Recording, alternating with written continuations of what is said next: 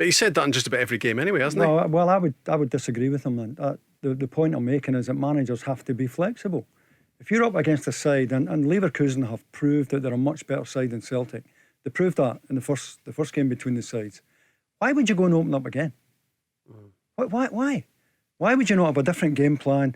Go out and try and play. He should be working this week, for me, on shape and trying to play on the counter-attack. He's got great pace up front. Celtic are made to play in the counter if you set them up that way. And I'll tell you what, if he goes and opens up tomorrow night and Celtic lose by 2, 3, 4 again, I'd struggle to make a case for him, I really would.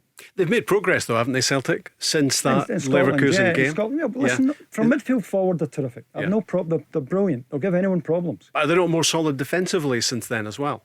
Or is it difficult to judge because of the quality of the opponent? Well, I mean, people were talking about the clean sheets against Motherwell, and Motherwell never had a shot on target. Now, a lot of people are saying that's because Celtic were better defensively. Was it, or was it because Motherwell were so poor? I think it's hard to make an assessment. When you're playing domestically, you go into Europe. That's where you get the truth. That's where you find out how good you are. Do you see progress at Celtic, Barry, from a defensive point of view? I still think they're vulnerable, Rob. I think going forward, there's no doubt in my mind, and probably the vast majority of people, that they'll create chances, they'll score goals. I still think they're liable to ship goals. I go back to the league game against Dundee. I think it was 2 cross balls and they conceded 2 goals. I know they won 4-2, but that's still a concern for Celtic fans, and it must be a concern for the manager. Here he is talking about that last Leverkusen game, 4-0 at Celtic Park.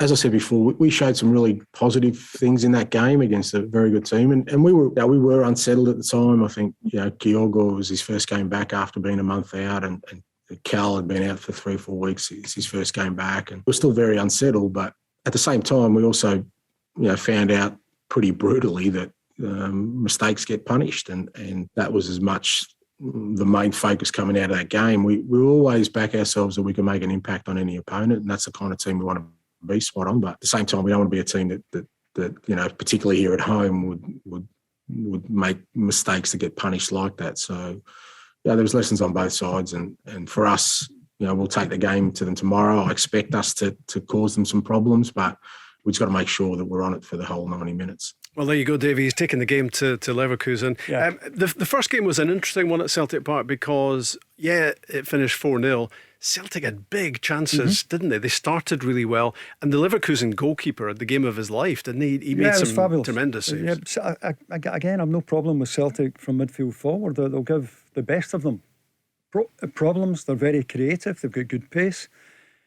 But if you open up against a better side, and Leverkusen are clearly a better side, then I think you deserve anything you get. And it just astonishes me that he's already declared his hand, saying we're going to go there and have a go. I don't get him at times, and I know that he's almost a cult figure among the Celtic fans, Ange Postecoglou, because he was dealt such a poor hand of cards when he came into Glasgow that I think compared to other managers, he's getting an easy ride. That could change very quickly. That's the nature of things in this city. Celtic are on a good run domestically. I'm still not convinced about them at the back. What I would say is that from being in a position where I thought they had no chance of winning this title, I think there's a decent chance in them winning it now. Rangers are on the slide already.